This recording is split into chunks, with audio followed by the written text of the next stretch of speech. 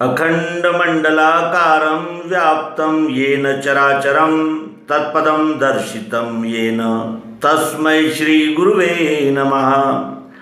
अज्ञानान्धस्य लोकस्य ज्ञानाञ्जनशलाकया चक्षुरुन्मीलितं येन तस्मै श्री गुरुवे नमः।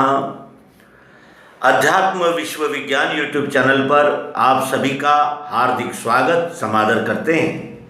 मित्रों, आधुनिक जो पीढ़ी है, आधुनिक यानी अभी जो नवोन्मेष में जो युवा वर्ग है, उनका ऐसा मानना है कि आध्यात्मिकता और आधुनिकता ये दो परस्पर विरोधी बातें हैं, विरोधी धाराएं हैं।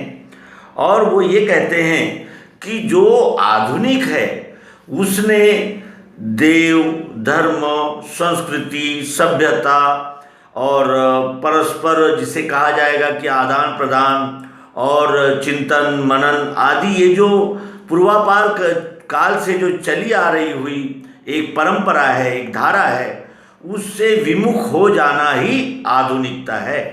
और वो एडिसन, न्यूटन और एरिस्टोटल, प्लूटो और फ्रायड आदि लोगों को ही महत्व देते हैं। और वो कहते हैं कि यही है जो विश्व के तारक, विश्व को तारने वाले, विश्व को बचाने वाले और विश्व को यानी आधार स्तंभ, यही वैज्ञानिक लोग हैं। इनके अलावा और दूसरा कुछ भी नहीं। और दूसरा कुछ है तो वो केवल अंधश्रद्धा है। और धर्म तो एक अफीम है और धर्म से मनुष्य कट्टरतावादी हो जाता है और पशु हो जाता है, ये उनका आक्षेप है। तो मित्रों, वास्तविकता यह है कि हमने सांप्रदायिकता को ही धार्मिकता मान लिया है। और यानी गंडे, ताबीज, शनि राहु की शांति करना और काल सर्प आदि अनेक प्रकार के जो जिसे कहा जाएगा कि अंधविश्वास है, अंधानुकरण है, इन्हीं को हमने धर्म मान लिया है। वास्तविक धर्म और संप्रदाय, इसमें जमीन आसमान का अंतर होता है।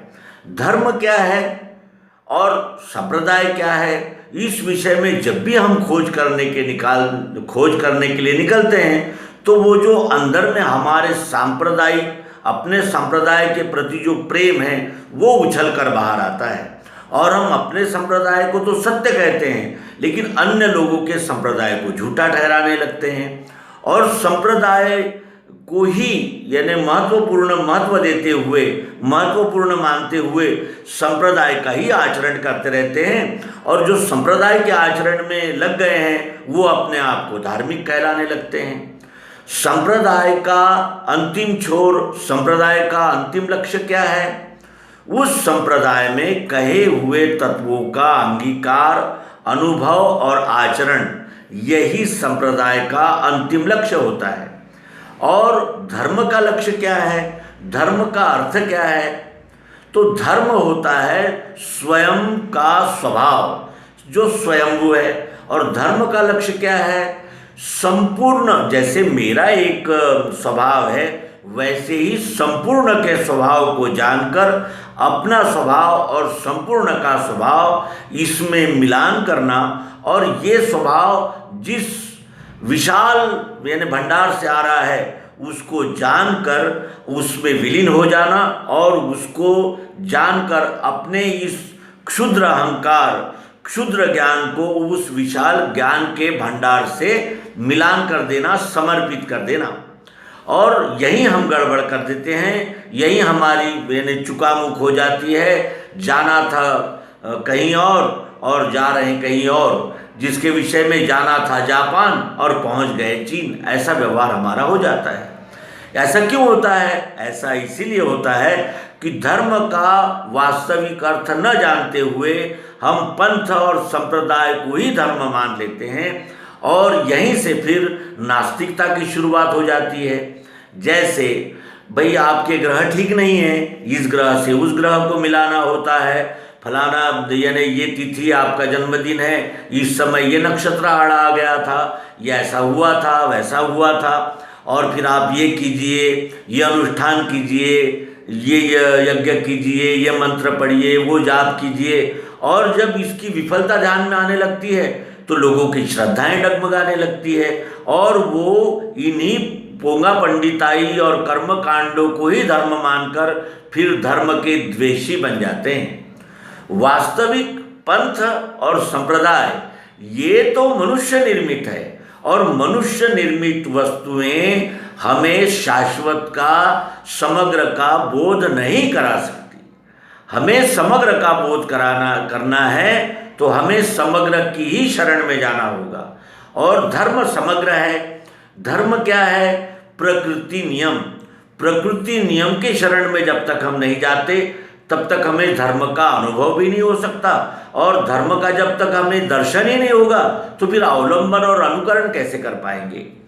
तो इस तरह धर्म ये संप्रदाय को लगा दिया गया विशेषण। और संप्रदाय क्या है? तो एक व्यक्ति ने स्थापन किए हुए नीति नियम का समवर्तन ही संप्रदाय है। और इसीलिए संप्रदाय बुरा है या पंथ बुरा है ये भी नहीं कहा जा सकता, क्योंकि जो भी व्यक्ति जहाँ कहीं जन्म लेता है, जहाँ भी जन्म लेता है, उस परिवार का, उस कुल का कोई न कोई पंथ संप्रदाय से नाता होता ही है। अगर वो नास्तिक परिवार में भी जन्म लिया है बच्चे ने, तो वो भी जन्मता ही नास्तिक पंथ का अवलंबन करने वाला हो जाता है, क्योंकि वैसे ही उसको संस्कार मिलते हैं और बार बार उस पर उन्हीं विचारों का हैमरिंग होता है, जिससे वो उन्हीं विचारों का गुलाम बन जाता है। और सभी प्रकार की गुलामी से छुड़ाकर जिसके लिए ये जीव छटपटाता है, जिस सत्य को प्राप्त करने के लिए ये जीव यानी अनंत जन्म लेकर यहाँ बार बार आता रहता है, उसी सत्य का बोध कराने के लिए ही ये जन्म, और जन्म के साथ वो जिस चीज़ की तलाश है वो है संपूर्ण समाधान, स्थायी शांति। इसी की खोज में ये जीव आता रहता है। और जैसे प्यासे को हमने पानी नहीं दिया और अन्य चीज़ें दी तो क्या उसकी प्यास मिट जाएगी? ऐसा हो सकता है? क्यों? क्योंकि प्यास तो पानी की है ना, तो पानी की प्यास पानी से ही बुझती है। उसी तरह इस जीव को अपने स्वस्वरूप को जानने की प्यास लगी है। ये प्यास स्वस्वरूप को जाने बगैर तृप्त नहीं होगा वो, और जब तक उसका वो तृप्त नहीं होगा तब तक उसकी दौड़ और उसकी परेशानियां और उसका यानी मन की चंचलता बनी ही रहेगी। तो इसीलिए ये इस अंक का प्रयोजन है कि हम जिनको भाग्य विधाता और इस विश्व के मार्गदर्शक कहते हैं और जिनको ही हम महत्व देते हैं, वो ईश्वर और धर्म के विषय में क्या कहते हैं, ये आज हम इस अंक में देखने वाले हैं। और कृपया अगर हमने ध्यानपूर्वक उनकी बातों को देखा तो हमारे ये ध्यान में आ जाएगा कि क्यों न बड़े से बड़ा वैज्ञानिक क्यों न हो, बड़े से बड़ा शास्त्री क्यों न हो, लेकिन अंतिमतः वो भी ये जानता है कि ऐसी कोई शक्ति है जिस पर हमारा नियंत्रण नहीं है। हम सब जीव उसी के नियंत्रण में हैं और वो एक ही है, सबका है, वो है विश्वगुरु परमात्मा। आइए देखें, जर्मनी के सुप्रसिद्ध दार्शनिक संस्कृत पंडित मैक्स मूलर 1823 से 1900 ये क्या लिखते हैं? ये लिखते हैं, if I were asked under what sky the human mind has most fully developed, some of its choicest gifts have most deeply pondered on the greatest problems of life and found solutions of some of them which will deserve the attention even of those who have studied Plato and Kant, again I would point to India. देखिए, Max Muller भी भारतीय यानी तत्व चिंतन की ओर निर्देश करते हुए कहते हैं कि मैं भी अगर ज्ञान, विज्ञान और जिसे कहा जाएगा कि संपूर्ण क्या अगर ज्ञान प्राप्त करने का इच्छुक हूँ तो मुझे भारत की ओर ही जाना होगा, भारतीय तत्व चिंतन का ही सहारा लेना होगा। फिर दूसरे प्रख्यात अमेरिकन दार्शनिक बिल डुरंट 1885-1981, इनका क्या कहना है? ये कहते हैं, India is the motherland of our race and Sanskrit the mother of European languages.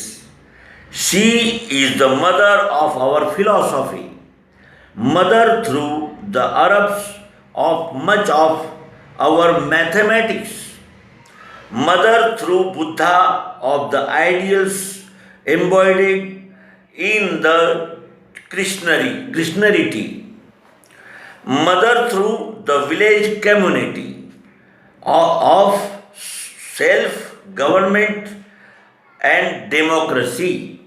Mother India is in many ways the mother of us all. देखिए क्या कहते हैं वो, और हम उन्हीं का नाम लेकर हमारी सभ्यता, संस्कृति और इस यानी विशाल तत्व चिंतन को बुरा भला कहते रहते हैं। और पाश्चात्य जगत के जाने माने मनीषी हमारे देश का यानी अध्यात्म शास्त्र, तत्व चिंतन और हमारे देश की सभ्यता, संस्कृति का गुणगान करते हैं। फिर ग्रेट ब्रिटेन के इतिहास तज्ञ और राजनीतिज्ञ सर अर्नल्ड जे टॉयन भी कहते हैं, अब ये अधिकाधिक स्पष्ट होता चला जा रहा है कि यदि पाश्चिमात्य संस्कृति को भारतीय संस्कृति के समग्र जीवन दृष्टि का अधिष्ठान प्राप्त नहीं हुआ तो संपूर्ण मानव जाति के महाविनाश का क्षण बहुत दूर नहीं है। यह निश्चित रूप से ध्यान में रहे कि जागतिक इतिहास के इस अत्यंत संभ्रामक धोखाधड़ी में भारतीय जीवन दृष्टि ही संसार को महाविनाश से बचा सकती है। देखिए, भारत की ओर उन्होंने अंगुली निर्देश करके कहा है कि ये संपूर्ण विश्व को महाविनाश से बचाने का एक ही मार्ग है और वो है भारतीय तत्व चिंतन, भारतीय सभ्यता ने खोजे हुए वो मान बिंदु जिससे ये विश्व ही इकाई है, ये विश्व ही परमात्मा है। इस ओर हमारे मनीषियों ने कितने ही वर्षों से संपूर्ण विश्व को ये बोध देने का प्रयास किया है और आधुनिक दार्शनिक और विद्वान भी ये मानते हैं। उसके अनंतर प्रख्यात चीनी विद्वान जो इस समय अमेरिका में चीन के राजदूत रह चुके हैं, वे माननीय हुशी 1891 से 1962 भारत का गौरव करते हुए कहते हैं कि लगातार 2000 वर्षों की प्रदीर्घ कालावधि में भारत ने चीन पर कभी भी आक्रमण न करते हुए अपना सांस्कृतिक अधिराज्य कायम रखा है। धर्म संकल्पना का यथार्थ दर्शन चीन को भारत से ही प्राप्त हुआ था। दृश्य सौंदर्य भक्ति संपन्न और दिव्य परंपराओं में समृद्ध यह दर्शन बहुत ही विलोभनीय है। यह धर्म संकल्पना विज्ञान निष्ठा से परिपूर्ण है। इसके तत्वज्ञान विषय विश्वोत्पत्ति के सिद्धांत इतने सर्वकालिक, सार्वदेशिक और क्रांतिकारी है कि उनको यथार्थ समझना क्रम प्राप्त है। चीन पर भारत का यह ऋण शब्दों में व्यक्त करना अति कठिन है। देखिए वो क्या कहते हैं। Doctor Albert Einstein, Emerson, Wilson, Henry David Thoreau, doctor Fritjof Capra आदि अनेक सुप्रसिद्ध वैज्ञानिक, दार्शनिक और साहित्यिक इस भारतीय जीवन दृष्टि से प्रभावित हुए हैं। लेकिन आज हम भारतीय ही इस भारतीय अस्मिता को यथार्थता से नहीं जानते, इससे बड़ा दुर्भाग्य और क्या हो सकता है। डॉक्टर आइंस्टाइन, जिनके भौतिक विज्ञान दर्शन की कभी कभी जड़वादी कहकर आलोचना की गई है, उन्होंने एक बार कहा था कि जो सर्वाधिक सुंदर और गंभीर भावना हम अनुभव कर सकते हैं वह रहस्य की अनुभूति है। यह रहस्य सभी भौतिक विज्ञानों का मूल है। वह व्यक्ति जो इस भावना से अनभिज्ञ है और जो इसके कारण विस्मय और कौतूहल में नहीं पड़ता, मृतक के समान है। यह विश्व रहस्य वास्तव में क्या है, जिसकी चाह और था हम नहीं पाते, और जो अपने में उच्चतम बुद्धिमत्ता और परम सुंदरता को, जिसे हमारी इंद्रियां केवल दृश्य स्वरूप में ही ग्रहण कर सकती है, समाहित किए हुए हैं। यह ज्ञान, यह अनुभूति ही सच्ची धार्मिकता का केंद्र बिंदु है। ये अल्बर्ट आइंस्टाइन कहते हैं। और उसके अनंतर आइंस्टाइन और क्या कहते हैं? वो कहते हैं कि मेरा धर्म इस महान शक्ति के प्रति विनम्र श्रद्धा है, जो स्वयं को अनंत रूपों में प्रकट करती है, जिन्हें हम अपने दुर्बल मानस अर्थात व्यष्टि बुद्धि में अंशतः ग्रहण करने में समर्थ है, पूर्णतः नहीं। विराट विश्व में प्रकट होने वाली महानतम बुद्धिमत्ता की उपलब्धि एवं उसकी अति संवेदनशील अनुभूति ही मेरे ईश्वर की यथार्थ कल्पना है। Lincoln Barnett, doctor Einstein and the universe, London 1956, पृष्ठ क्रमांक 112-113 पर यह स्पष्ट रूप से लिखित है, आप देख सकते हैं। विश्व का अंतिम यथार्थ स्वरूप जानने में भौतिक विज्ञान की मर्यादा एवं क्षमता को ध्यान में रखते हुए वैज्ञानिक फ्रिजॉफ कापरा लिखते हैं कि भौतिक विज्ञान विषयक सिद्धांत सत्य का संपूर्ण एवं निश्चयात्मक बोध कदापि नहीं करा सकते। उनका विवरण हमेशा वस्तु के यथार्थ स्वरूप का भास मात्र ही रहेगा। अधिक स्पष्टता से कहा जाए तो वैज्ञानिक सत्य के यथार्थ स्वरूप को नहीं देख पाते। वैज्ञानिक सत्य के यथार्थ स्वरूप को नहीं देख पाते। Fritjof Capra, the turning point, 1984, page number 48।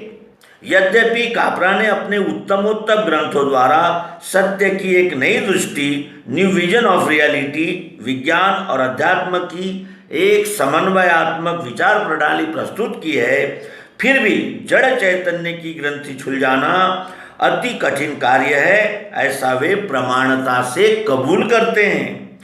20वीं सदी के प्रसिद्ध वैज्ञानिक स्टीफन हॉकिंग, जिन्हें हम नास्तिक कहते हैं, और वो अपनी a brief history of time इस ग्रंथ के उपसंहार में लिखते हैं, However, if we do discover a complete theory, it should in time be understandable in broad principles by everyone, not just a few scientists. Then we shall all, philosophers, scientists, and just ordinary people, be able to take part in the discussion of the question of why it is that we and the universe exist. If we find the answer to that, I would be the ultimate triumph of human reason, for then we would know the mind of God. तो इस तरह विभिन्न वैज्ञानिक शास्त्रज्ञ, जिन्हें हम सम्मान देते हैं, और उन्हें सम्मान देते देते ही ये कहने लगते हैं कि हमारे भारत में केवल अंधश्रद्धा, अंधविश्वास, अंधानुकरण, शोषण, दुर्बलता, जिसे कहा जाएगा कि निकृष्टता, अज्ञान का ही अंधेरा छाया हुआ है। उन्होंने अपनी आंखों में ये जो उद्धरण है इसका अंजन लगा लेना चाहिए। पाश्चात्य लोग हमारे भारत के तत्व ज्ञान, तत्व चिंतन, अध्यात्म का अभ्यास करने के लिए आते हैं, और हम यहीं के लोग अभी जिस धरातल पर इस भौतिक विज्ञान ने प्रगति की है, उस प्रगति को ही महत्वपूर्ण और संपूर्ण मानकर अपने ही धारा को बुरा भला कहने लगते हैं। उनके लिए ये हमने अपने इस अंक में पाश्चात्य विद्वानों के कुछ उदाहरण प्रस्तुत किए हैं, और ये हमें नारी चेतना विशेषांक अध्यात्म विज्ञान शाला पत्रिका से प्राप्त हुए हैं। हम इस अवसर पर सभी महानुभाव और अध्यात्म विज्ञान के प्रचार प्रसार में लगे हुए मनीषियों का हार्दिक अभिनंदन और धन्यवाद व्यक्त करते हुए इस अंक को समापन करेंगे। नर्मदे हर, सद्गुरु भगवान की जय।